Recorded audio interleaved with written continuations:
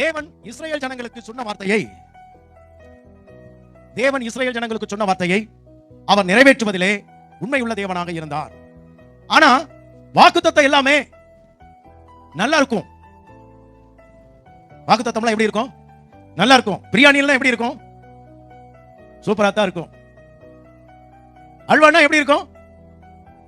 நல்லா தான் இருக்கும். வாயில தானே பாஸ்டர் சொல்றீங்க.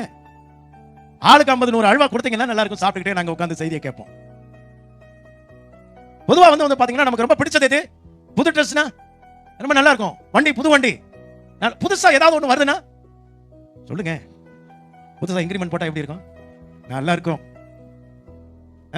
புதுசா ஒரு வேலை கிடைச்சுன்னா எப்படி இருக்கும்? எல்லாமே நல்லா இருக்கும். நீங்க எதிர்பார்த்து கொண்டிருக்க ஏதோ ஒண்ணு